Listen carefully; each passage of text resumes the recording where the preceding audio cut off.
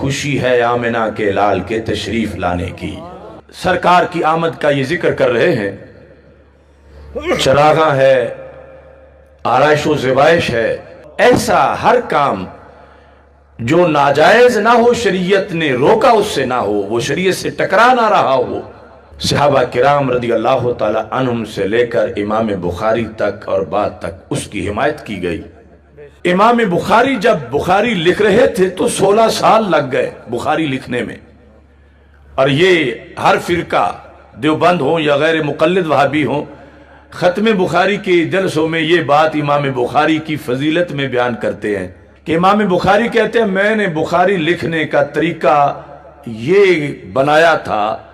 ما ودعت فی کتابی الصحیح حدیثا الا اغتسلت قبل ذلك وصلیت رکعتین، کہ میں نے یہ لازم کر لیا اپنے اوپر کہ میں ہر حدیث لکھنے سے پہلے صرف وضو ہی نہیں کروں گا، میں غسل کروں گا، اور غسل کر کے 2 رکعت نماز پڑھوں گا، اور پھر میں حدیث لکھوں گا۔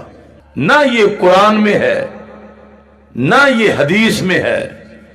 نہ یہ خلفائے راشدین کا فتویٰ ہے، اور نہ ہی صحابہ میں سے کسی ایک صحابی نے بھی ایسا کوئی حکم دیا ہے۔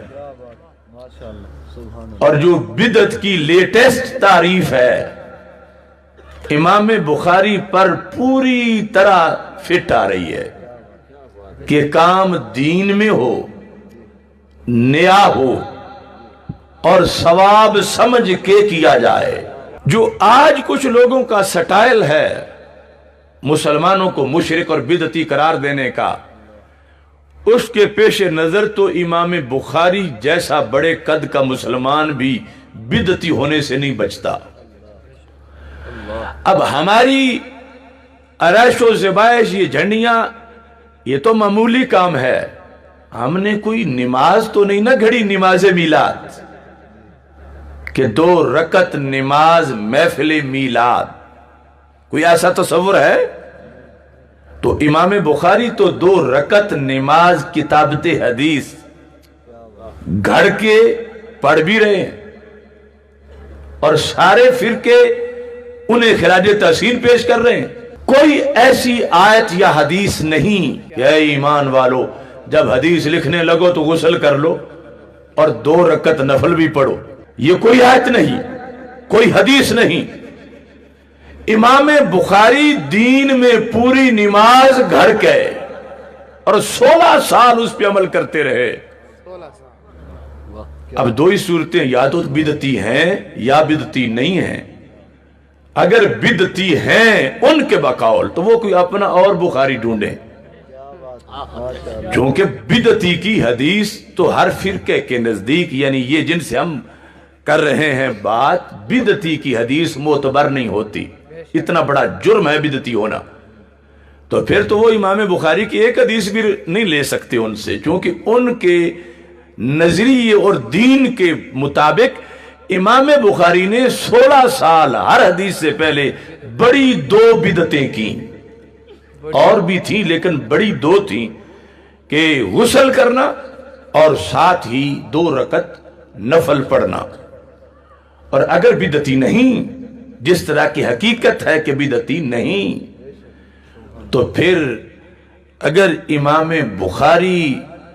کتابت حدیث کی نماز بنا لینے پر اور اس پر عمل کرنا پابندی سے اس سے بھی بدعتی نہیں بنے، تو اسی بیس پر سنی اگر چراغاں کر لیں تو پھر کیسے بدعتی بن جائیں گے؟ کہ جب فلمیں گستاخانہ بن رہی ہوں اور یورپ کے گماشتے اکڑیں کہ یہ فریڈم آف ایکسپریشن اور فریڈم آف سپیچ ہے، ایسے حالات میں سنی سرکار کی آمد پر ان چیزوں سے ترجمانی کے لیے جس وقت یہ عمل کرتا ہے کہ جس سے شریعت میں روکا نہیں گیا، کہ جن کے دین کی تعظیم ہے ان کے دنیا میں آنے کے دن کی بھی تعظیم ہے، کہ جن پر آیا ہوا قرآن جس رات میں آیا وہ 1000 مہینے سے افضل ہو گئی، تو وہ خود جس رات میں آئے وہ پھر کتنی افضل ہوگی۔ اگرچہ ہر سال نہیں آتے تو قرآن بھی تو ہر سال لیا نہیں اترتا، وہ ایک بار آنے نے قیامت تک کے لیے اس رات کو 1000 مہینے سے بہتر کر دیا، اور سرکار کی آمد نے قیامت تک کے لیے 12 ربیع الاول شریف کو ہزاروں لیلۃ القدر سے بھی زیادہ مقام و مرتبہ عطا فرما دیا کہ تم جس وقت میلاد مناتے ہو۔ دوسرا فرقہ کہ جن کو یہ توفیق نہیں کہ منا سکیں، بہانہ یہ کر رہے ہیں کہ تم کوئی حضرت صدیق اکبر رضی اللہ تعالیٰ عنہ سے بڑے عاشق ہو، انہوں نے کیا اس طرح جھنڈیاں لگائی تھی؟ پھر ان کے عہد خلافت میں اتنی بار میلاد آیا، حضرت عمر رضی اللہ تعالیٰ عنہ کے زمانے میں اتنی بار 12 ربیع الاول شریف آیا۔ یہ پوچھا جاتا ہے نا تم سے، بے شک، تو میں ان کو سمجھانے کے لیے کاش کہ تیرے دل میں اتر جائے میری بات، میں پوچھتا ہوں کیا امام بخاری حضرت صدیق اکبر رضی اللہ تعالیٰ عنہ سے بڑے عاشق ہیں؟ تو ظاہر ہے کہ کروڑوں بخاری بھی حضرت صدیق اکبر کے گردے راہ تک بھی نہیں پہنچ سکتے، تو بڑے تو وہ ہیں۔ تو پھر کیا انہوں نے حدیث لکھنے سے پہلے غسل کر کے 2 رکعت نفل پڑھنے کا طریقہ اپنایا تھا؟ نہیں اپنایا تھا،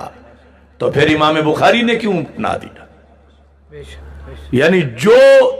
تم پہ اعتراض کر رہے ہیں وہ اعتراض 15ویں صدی کے سنی پر نہیں، وہ امام بخاری پر ہے۔ تو میں کہتا ہوں خلفائے راشدین نے بھی ہزاروں بار حدیث لکھی، ایک بار ہی دکھا دو کہ حدیث لکھنے کی کوئی نماز انہوں نے بھی پڑھی ہو، کہ بڑے عاشق وہی تھے، مگر یہ جو کچھ کر رہے ہیں بڑائی کی وجہ سے نہیں کر رہے،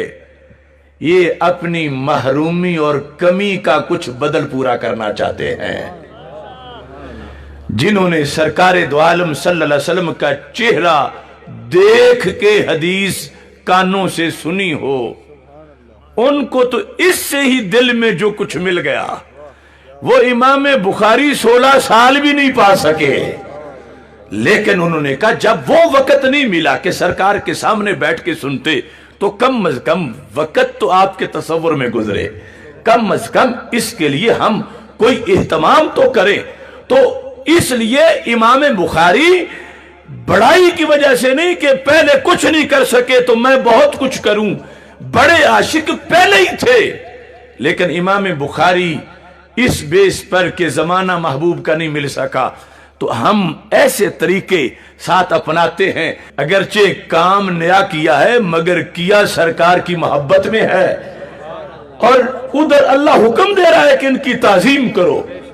تو یہ اسی تعظیم کے پیش نظر یہ کام کر رہے ہیں، نہ یہ بڑے ہیں اور نہ یہ ہے کہ پہلوں نے کوئی سستی کی ہے۔ جو ہر وقت محبوب صلی اللہ علیہ وسلم کا دیدار کر رہے ہوں